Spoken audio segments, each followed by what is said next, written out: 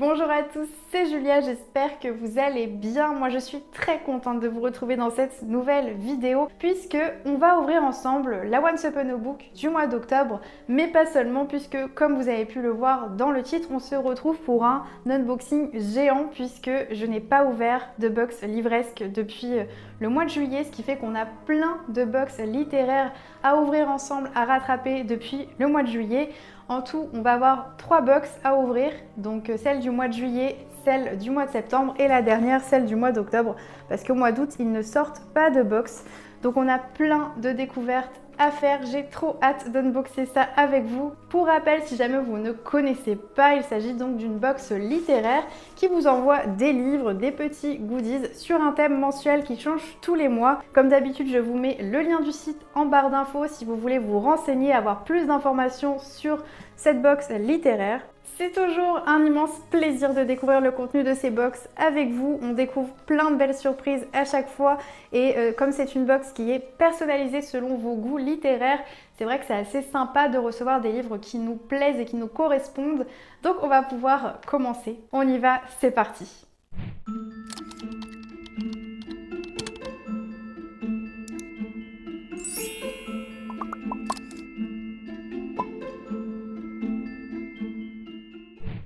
Je commence donc avec la box du mois d'octobre et on y va, c'est parti. Et pour commencer, on a une carte avec écrit Happy Halloween puisque c'est la box d'octobre, donc je pense qu'on va avoir un thème un petit peu spooky. On a reçu un thé noir qui est le thé sombre et qui provient des jardins de Gaïa. Et on a aussi des petits bonbons. Le marque-page du mois est comme ceci, il est très joli, donc on est bien dans l'ambiance Halloween. Le premier livre que j'aperçois dans cette box, c'est une excellente surprise. Il s'agit donc de La Guilde des Ombres qui est écrit par Anatrice. C'est le premier tome qui est Le Don de Mort et qui est publié aux éditions Pocket.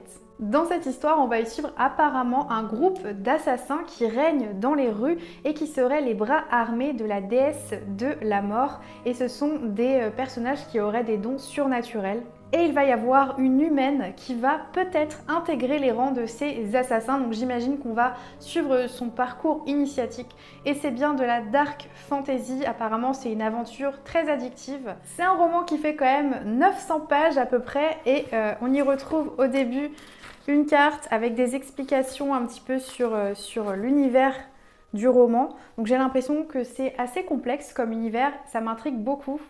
Je viens de tomber sur un livre que je ne connaissais pas du tout et il s'agit de Réveille-toi, écrit par François-Xavier Dillard, publié chez Belfond. Il s'agit donc d'un thriller policier fantastique et apparemment c'est très addictif comme plume, mais je ne connais pas du tout cet auteur. On peut y lire une phrase qui est « C'est lorsque vous vous réveillerez que le cauchemar va vraiment commencer ». Alors ça a l'air assez intense. Apparemment, c'est une sorte de thriller puzzle où tout s'assemble petit à petit et d'après ce que j'ai pu lire, il y a une pointe de science-fiction aussi et de surnaturel. En tout cas, sur la couverture, on a une personne qui a l'air au bout de sa vie avec des lampes au-dessus, donc je sais pas du tout quoi en penser. Ça m'intrigue quand même un petit peu, même si je sais pas encore si je suis très emballée par ce livre. D'après le synopsis, on va y suivre un personnage qui s'est fait greffer un cœur et qui fait beaucoup de cauchemars. Et un jour, il va y avoir un crime dont une femme va être victime. Et finalement, ça m'intrigue un petit peu quand même, puisque j'ai pu lire dans le synopsis qu'on va parler d'inconscient, de science et de psychiatrie, puisque on va y suivre une enquête policière avec tout un enjeu psychologique, psychiatrique qu'il y a en parallèle. Donc ça a l'air super intéressant. Et c'est un auteur qui a déjà reçu un prix littéraire, donc je pense que ça peut être une très belle découverte. Et on continue avec cette box d'octobre, mais cette fois-ci dans la partie challenge littéraire, puisque en option, chaque mois, vous pouvez ajouter un peu plus de livres à votre formule de box et ajouter un challenge roman et manga en plus. Et donc, on a reçu un manga qui est trop mignon. Il s'agit de Le Gros Chat et la Sorcière Grincheuse, qui est publié chez Doki Doki et c'est écrit par Hiro Kachiwaba.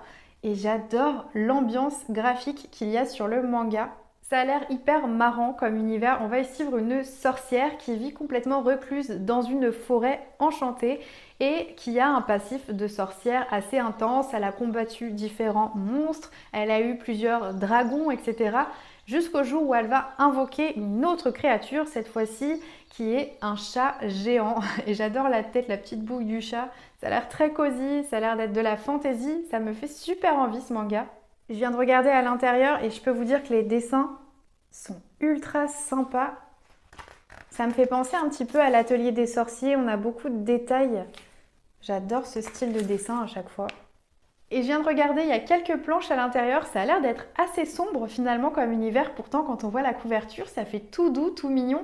Je pense qu'on a un mélange des deux, on a ce côté super mignon du manga, le côté kawaii, mais avec des choses assez sombres. Voilà donc pour le manga du mois d'octobre. On termine avec le dernier livre de cette box et après, on ouvre la box de septembre. Et le dernier livre qu'il y a dans cette box d'octobre et qui fait partie donc du challenge roman, il s'agit donc de Scottish Lover qui est écrit par Deborah Guérand et c'est aux éditions HarperCollins. Là, je vous avoue que je sors complètement de ma zone de confort avec ce roman. On nous dit les châteaux, les paysages et surtout un homme insupportable en kilt, bienvenue en Écosse. Alors, c'est pas du tout mon style de livre, mais c'est vrai que c'est le principe d'une box littéraire, c'est que vous avez des choses qui vont vous plaire, d'autres un peu moins. Et celui-ci en fait partie, mais je vais quand même vous dire de quoi ça parle. C'est l'histoire d'une personne qui est Rose Rafferty et qui est chanteuse et qui va se rendre en Écosse où elle va rencontrer un homme qui porte un kilt. Concrètement, c'est le résumé du livre. Donc c'est une romance tout simplement et un peu cosy, cocooning, qui doit être sympa quand on aime la romance. Après, il faudrait peut-être que je teste, je pourrais être surprise. Mais généralement, quand il n'y a pas de surnaturel dans les livres ou que c'est vraiment pas forcément haletant, je croche pas toujours. Après, peut-être que je me trompe et qu'il faudrait tenter cette histoire. Si jamais vous avez lu ce livre, n'hésitez pas à me dire ce que vous en pensez. Enfin bref, avant de passer à la suite, je suis quand même très contente de cette box du mois d'octobre. Mon roman préféré, c'est celui-ci, parce qu'il me faisait envie depuis pas mal de temps. Et celui-ci m'intrigue pas mal avec cette histoire de cauchemar, de troubles, de psychiatrie, etc. et d'enquête policière. Et le manga, je suis carrément emballée par le manga. Le seul livre qui m'emballe moins, c'est celui-ci. Le marque-page est vraiment super sympa. Enfin bref, on va pouvoir passer à la suite avec la box du mois de septembre. Et pour commencer avec cette box du mois de septembre, il me semble que c'était une box sur le thème Feel Good. On y retrouve une citation sur une carte, une citation de Gandhi qui est « Notre capacité à atteindre l'unicité dans la diversité sera la beauté et le test de notre civilisation ». Et on a reçu aussi ce marque-page dans la box. On a aussi du thé blanc des jardins de Gaïa et aussi de petits chocolats Milka. Et le livre que j'ai reçu pour cette box de septembre, je suis tellement contente du choix qui a été fait. Il s'agit de Un sort si noir et éternel qui est écrit par Brigid Kemmerer et c'est aux éditions Le Livre de Poche. Dans cette histoire, on va y suivre Harper qui est une jeune femme atteinte d'un handicap et qui va se faire enlever et se retrouver dans un royaume fantastique avec de la magie où il y aurait donc une malédiction. C'est un automne éternel avec un prince qui cherche à débarrasser son peuple d'une créature sanguinaire.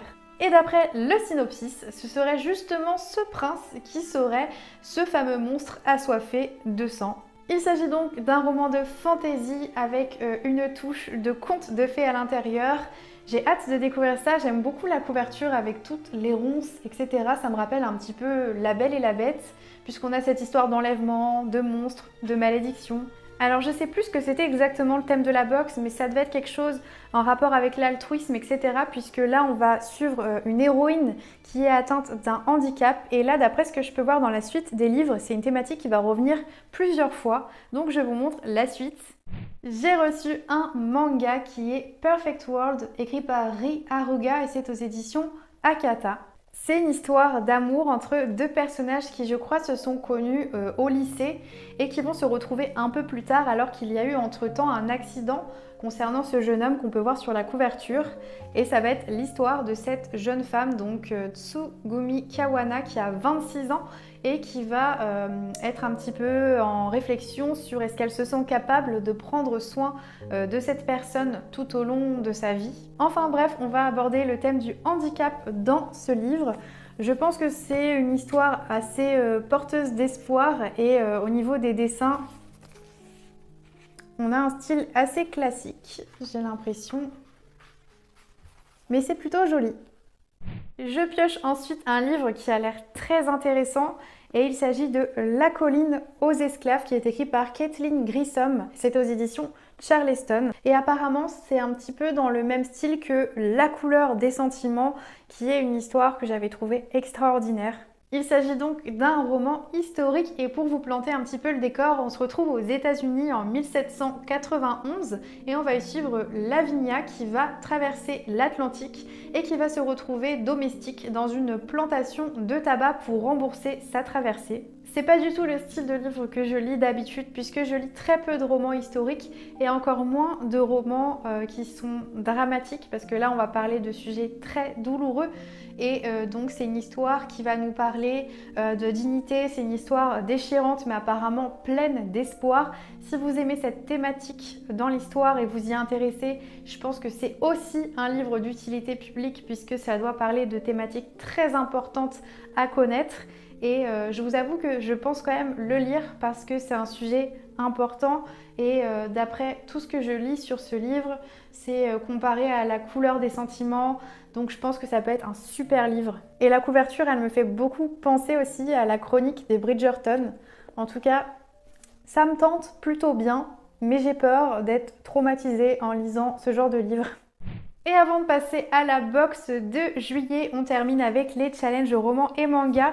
Alors le manga, il a l'air génial. Il s'agit de Dans l'ombre de la lune, qui est écrit par Saki Aikawa et c'est aux éditions Soleil. J'aime beaucoup la couverture de ce manga et on va y suivre Sakutsuki Miya, qui est un jeune lycéen et d'après le synopsis, c'est un jeune garçon avec des traits légèrement féminins et le soir de ses 17 ans, il va entendre une mystérieuse voix qui va l'appeler et apparemment à son réveil, son corps va avoir commencé à se modifier. Les dessins sont plutôt jolis. On a la lune encore une fois. Alors je ne sais pas si la transformation va être liée à une phase lunaire ou quelque chose comme ça. Et au vu du titre qui est Dans l'ombre de la lune, il doit y avoir certainement un lien entre la transformation et la phase lunaire, donc j'ai hâte de découvrir ça. Et on termine avec la box de septembre avant de passer à celle de juillet avec une sorte de cozy mystery, j'ai l'impression. Il s'agit donc Des noces en or qui est écrit par Sylvie Baron aux éditions J'ai lu. On va y suivre donc l'histoire d'un petit village qui est Chantelose. C'est un village dans lequel il y a beaucoup de mariages qui sont célébrés puisque apparemment aucun mariage ne se solde par un divorce lorsqu'il a été célébré dans ce village. Et on va y suivre un journaliste et un sociologue qui vont vouloir enquêter sur ce phénomène plutôt curieux au vu du nombre de mariages qui s'y déroulent. Et ils vont se retrouver en plein cœur d'un dangereux engrenage puisqu'ils vont découvrir qu'il y a quelque chose de louche derrière cette histoire. Enfin bref, pour résumer cette box, mon livre préféré c'est vraiment celui-ci, sans hésitation, et sinon le manga me tente plutôt pas mal. Après pour le reste des livres, j'avoue que c'est moins mon style de livre, c'est-à-dire que là on est vraiment sur de la littérature plutôt classique et assez émotionnelle, des littératures assez sensibles au niveau des sujets abordés et je suis pas forcément à l'aise dans ce style de littérature, mais en tout cas ça respecte bien le thème du mois. Et on va pouvoir terminer avec la box du mois de juillet qui est extrêmement lourde. Et je me souviens que le thème de cette box de juillet c'était un thé avec Jane Austen. Donc là on y retrouve justement une carte où il est écrit « Je déclare qu'après tout, il n'y a pas de plaisir qui vaille la lecture de Jane Austen ». Et on retrouve donc les marque-pages du mois, donc là qui s'accordent bien avec le thème un thé avec Jane Austen. On a tous ces livres avec une tasse de thé, ils sont très jolis. Et on y retrouve aussi un thé vert et un thé blanc, toujours dans la gamme Les Jardins de Gaïa. Et à l'intérieur, on a aussi des petites gourmandises. Le premier livre que j'attrape me fait très envie depuis que je l'ai vu sortir. Il s'agit donc du Bureau des affaires occultes qui est écrit par Éric Foissier aux éditions Le Livre de Poche. Et c'est un roman qui a eu le prix Maison de la Presse en 2021. J'en ai eu de très bons retours. Ce que j'aime beaucoup dans ce livre et ce qui m'attire, c'est l'ambiance puisqu'on va y être pendant les années 1830 dans un Paris avec une ambiance assez brumeuse d'après ce qu'on peut voir sur la couverture, et il va y avoir des meurtres qui vont se produire et donc on va y suivre une enquête. Mais ce qui m'attire beaucoup dans cette histoire, c'est qu'on va y parler d'ésotérisme, puisqu'avec la science qui évolue, on nous explique qu'il va y avoir un nouveau type de criminalité et que le personnage de cette histoire, qui est féru de chimie et de médecine, a un goût prononcé pour l'irrationnel, et donc il va décrypter les codes pour élucider tous ces meurtres. Et c'est pour ça qu'il va être nommé à la tête du Bureau des affaires occultes, qui est un service qui essaye de traquer les malfaiteurs et qui font preuve d'occultisme, d'après ce que j'ai pu comprendre, et ça a l'air passionnant. Enfin bref, c'est un roman qui me tente énormément, puisqu'on est sur un thriller, mais avec une part de surnaturel, et ça j'aime beaucoup. Et là, pour la suite de cet unboxing, je tiens quand même à vous prévenir, parce que ça a été un choc pour moi. On a reçu un objet tellement collector et c'est tellement inattendu. Donc il s'agit d'une boîte, d'un coffret qui contient un livre absolument immense et qui regroupe 3 récits de Jane Austen. Donc comme Raison et Sentiment, Orgueil et Préjugés, et le troisième que je ne connais pas. C'est publié chez Omnibus et en fait c'est un coffret que vous ouvrez comme ceci, et à l'intérieur vous avez ces 3 romans qui sont réunis à l'intérieur, et c'est illustré. C'est complètement dingue d'avoir reçu ça dans cette box. C'est illustré, on a 3 récits de Jane Austen à l'intérieur, et puis c'est tellement qualitatif, c'est vraiment un objet de collection. C'est donc un coffret qui reprend ces 3 chefs-d'œuvre de Jane Austen, et il y a 60 dessins à l'intérieur qui illustrent ces textes. Et moi je m'étais arrêtée presque à la fin de Orgueil et Préjugés, parce que je trouvais que l'histoire n'avançait pas, j'étais un petit peu bloquée.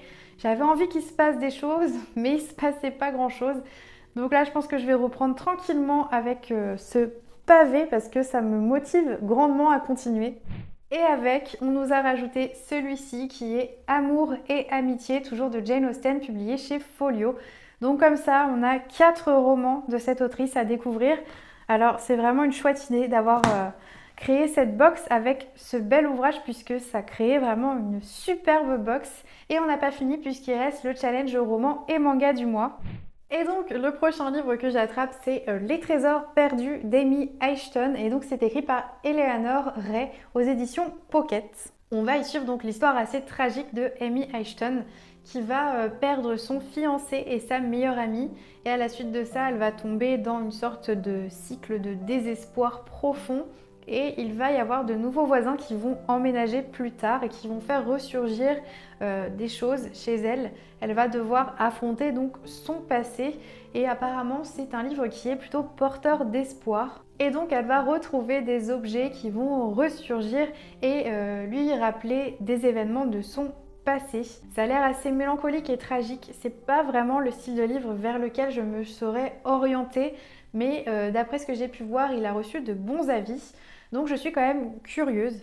Et pour finir avec le challenge manga du mois, il s'agit de Red Flower, qui est écrit par Louis. C'est le premier tome, Le jeune coq et le soleil, qui est publié chez Glénat. Et je vous avoue que quand j'ai vu la couverture, je me suis dit mais qu'est-ce que c'est? Enfin, ça m'inspirait vraiment pas du tout.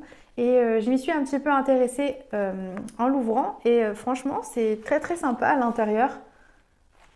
Les illustrations sont vraiment incroyables. Alors ça a l'air d'être du bastonnage, hein, clairement, ça a l'air d'être assez intense. Mais on va suivre le parcours initiatique d'un jeune homme.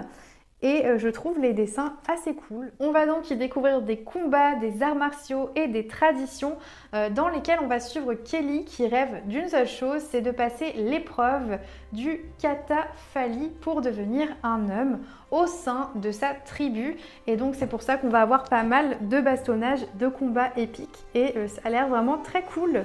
J'ai hâte de découvrir ça. Ça me fait un petit peu penser à Naruto dit comme ça, mais en tout cas l'histoire a l'air très sympa et plutôt poignante, avec beaucoup d'action. C'est pas du tout mon style, clairement je préfère vraiment le type de manga qu'on a d'habitude, un petit peu comme ça, avec du surnaturel, assez kawaii, mignon ou fantastique fantasy. Là on est plus sur de l'action, des arts martiaux, c'est pas trop mon style, mais je reconnais quand même que au niveau du dessin et de l'histoire, ça a l'air plutôt qualitatif. Et finalement, ce que j'ai préféré dans cette box de juillet, c'est vraiment ce roman. C'est celui qui m'inspire le plus, je trouve qu'il a l'air le plus passionnant dans cette box. Mais après, je suis obligée de reconnaître que même si la littérature historique, c'est pas forcément ma tasse de thé, clairement, Jane Austen, ça reste un classique. Et quand je vois la qualité de cet ouvrage, ça me motive à le lire, même si c'est pas trop mon style de livre en temps normal. Donc je suis très contente, franchement, pour ces deux livres-là.